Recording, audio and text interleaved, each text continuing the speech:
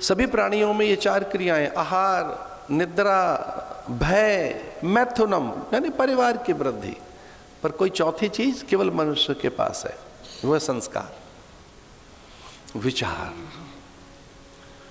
अभिव्यक्ति। बड़ी उपलब्धि है मनुष्य की, इससे बड़ी कोई और उपलब्धि नहीं है। अभिव्यक्ति से बड़ी, अभिव्यक्ति से बड़ी कोई उपलब्धि किसी के पास है नहीं, मनुष्य के पास है। उससे सत्य अभिव्यक्त हो सकता है, उसके आचरण से, स्वभाव से, उसकी प्रकृति से, उसकी वाणी से। यद्यपि सत्य परिभाषित नहीं होता, पर वो असत्य की सत्ता अथवा मिथ्या को चुनौती देने के लिए उसकी वाक्यता इतनी प्रखर होती है।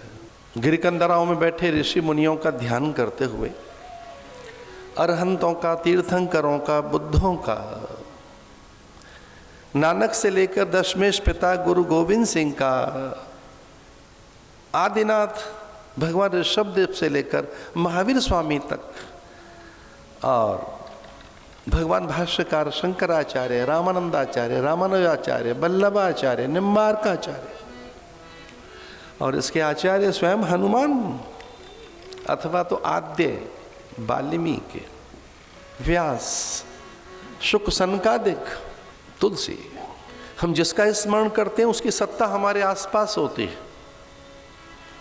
अब विज्ञान ने बता दिया है कि आप बार बार जिसका स्मरण कर रहे होते हैं, जो लॉ ऑफ अट्रैक्शन है उसने बात सिद्ध की है कि आप जिसके प्रति आकर्षित हो रहे हैं वो वस्तु आपके आसपास होती है।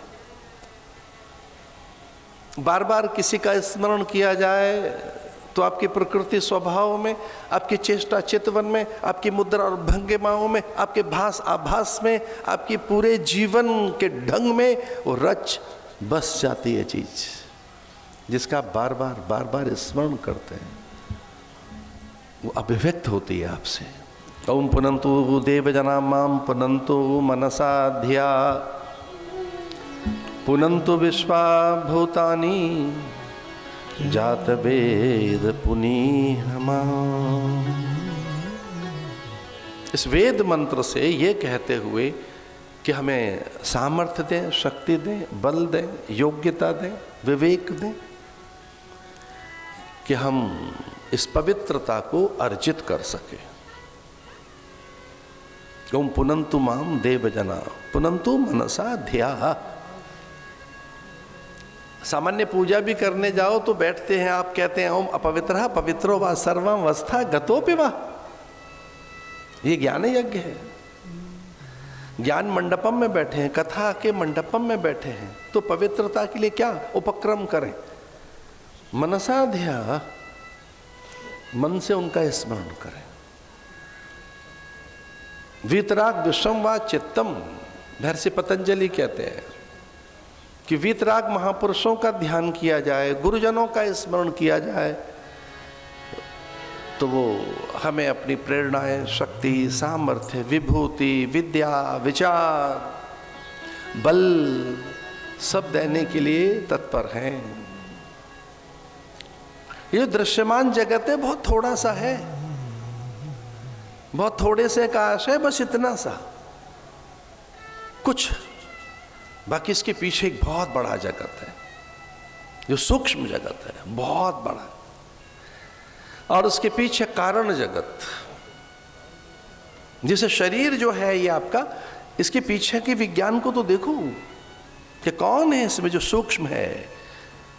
अपनी भावनाएं, विचार, स्मृति, कल्पनाएं, धारणाएं, अवधारणाएं, दृष्टिकोण, रुचि, मान्यता, अमान्यता, घृणा, असूया, आनंद, आमोद, विनोद, प्रमोद, ग्रहण, त्याग, तेरा मेरा, ये कौन कर रहा है भीतर बैठकर? सूक्ष्म शरीर, बाहर का तो नहीं कर रहा। उसके पीछे एक और है, कारण शरीर, और उस कारण शरीर में बीज रूप में ब्रह्म विद्यमान है, ईश्वर विद्यमान है। अगर उसका स्मरण किया जाए तो वही हो जाते हैं, वही। इसलिए ब्रह्म सूत्र में यह बात कही गई है। दुनिया चकित रह गई ये बात सुनकर।